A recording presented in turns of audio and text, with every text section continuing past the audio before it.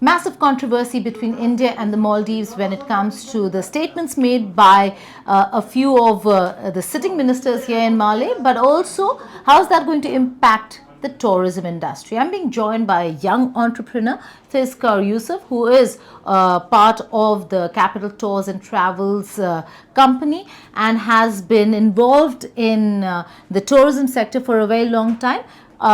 Capital Tours also it works a lot with Indian tourists. So how is it really going to impact tourism here in the Maldives, Tezkar? Before I ask you that, let's just get to the controversy itself. As a young Maldivian, how are your friends and your family really thinking of what was said, how it was said, and the reactions after? First of all, in our entire social group, and I can speak with the majority of the Maldivians, we condemn the language, the derogatory language that was used and the vitriol that it came out with.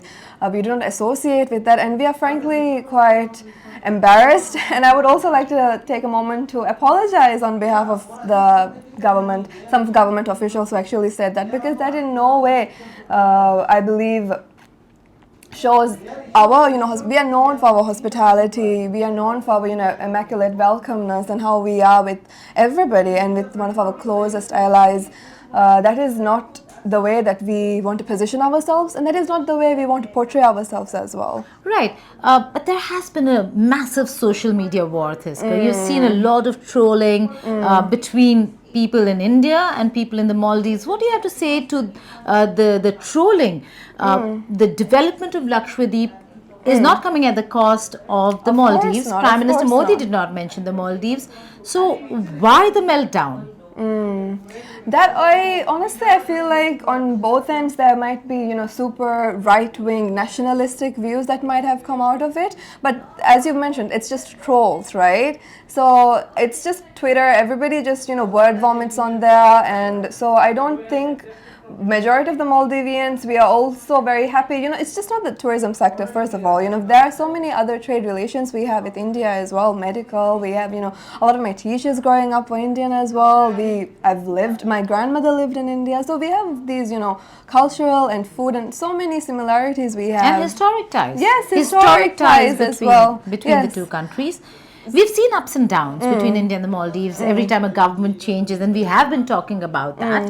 And this is a shift, certainly, with the new administration.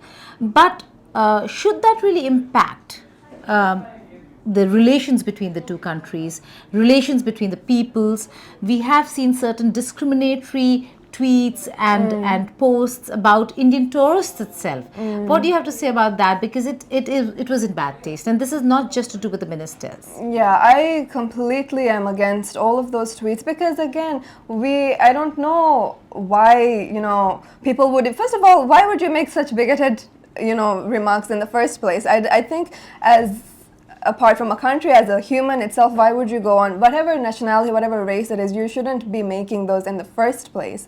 And with Maldives being a tourist, destination, we've been consecutively #1, and the way that we are, it's because of the people, it's because of the service. Of course, we have these beautiful overwater villas, but it's not just the resort segments anymore. We have guest houses. We are able to, the locals and the tourists are able to, come together. You're able to really see those lives, those moments, even liveaboards and associations and all of those things. So first of all, I think instead of like a country perspective, it should be like, why is this person saying it? And do we have any reason why trolls go on and say all of these negative, bigoted comments? No. So how important is India and tourists from India or services from India? How important is India to the Maldives? Oh, it's gravely important, because I think you can remember during COVID times, the first batch of vaccines also came from India. And that's just in emergency situations where our greatest, ally has been there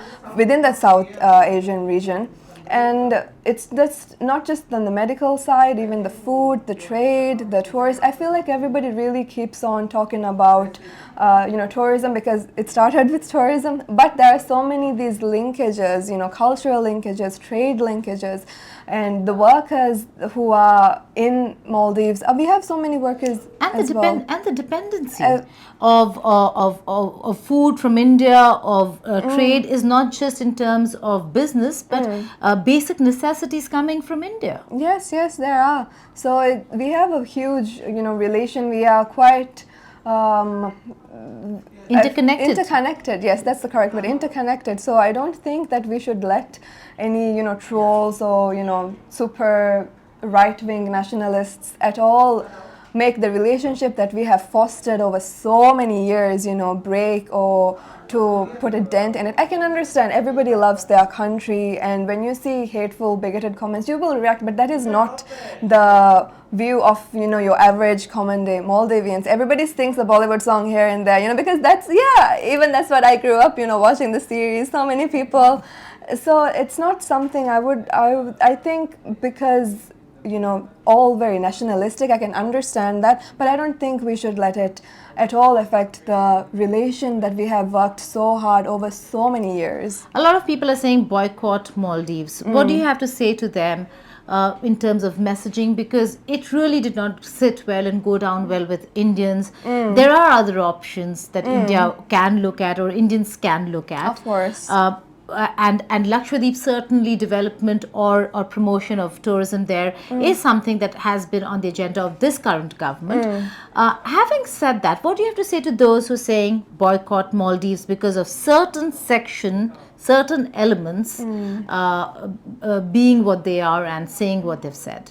I would plead to not boycott the Maldives because, again, we are letting words of a few, people really impact the relation that we have built over so many years. It is not average Maldivians. We don't go and say bigoted comments. We don't make derogatory remarks like that. It is not something that we are even known for. So I don't think that only letting a few people's remarks really look at the services that we have provided, look at the facts, look at the experiences that the guests have had. This is not us at all, and so boycotting, I think, would be a very sad action that's taken when it is not reflective of the experiences that they will be having in the Maldives. Or the people. And just one more bit, with Lakshadweep, I think development of Lakshadweep would be excellent because it will bring a lot of, regional tourism. Even right now, Capital Travel, we do tours, mixed tours with Maldives and India when we are bringing in other even European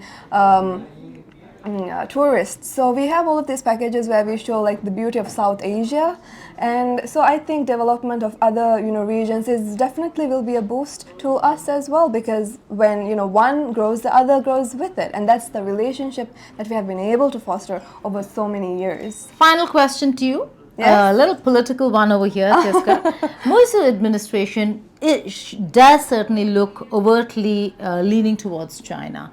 But do you think in the coming years there's an understanding that India is indeed important and that they are going to look at bettering ties? Or are we looking at maybe a more distanced India-Maldives relationship? What do you think, according to just as a Maldivian? Yeah, thank you just for emphasizing that, Maldivian. It's not, my opinion is just coming from, like your everyday. I don't work in the government, so I'm not able to say how it will, go down. But I think our current administration will take a very balanced approach, is from what we are seeing. Of course, he's currently on a trip to China, but I think there has been some news with trips to India as well, and we saw in COP last year where there were very good relations with the PM and our president. So again, with this super nationalistic, super right-sided wing, they might say, oh, India out or whatever that is. I don't think that will be, first of all, that will not be a positive view. First of all, it will also be quite stupid to, completely take out our closest allies. Yeah, which is not even possible, because if you go around the Maldives, you see the Indian footprint almost just about everywhere. Yeah. But do you see bettering of ties? Do you see a damage control with a suspension and maybe moving forward with a termination? There will definitely be damage control. I don't know. I wouldn't know how to comment on, like termination, but definitely suspension right off the bat has happened. Currently, they're on leave, so I'm not really, privy to say what will happen next. But definitely strong steps has been taken, statements have been issued, and you can see a lot of the even Maldivians are saying, still not enough, still some more. So there are both sides to it as well. And when we're talking about Twitter, you can see a lot of Maldivians actually coming in and defending the Indian tourists who have been, not the Indian tourists, but like the PM as well. How can you say that? We see so many previous ministers, diplomats who have condemned it on so many levels. So I think we should take the words of these, well-seasoned diplomats of the actual, governments that have been previously represented and the everyday Maldivian to make the actions moving forward. Thank you, Tizkar Yusuf, for speaking with India Today. That's a young entrepreneur giving her views on what India and Maldives controversy right now is, where it is, and how it should move forward. Also urging people to take a more balanced view.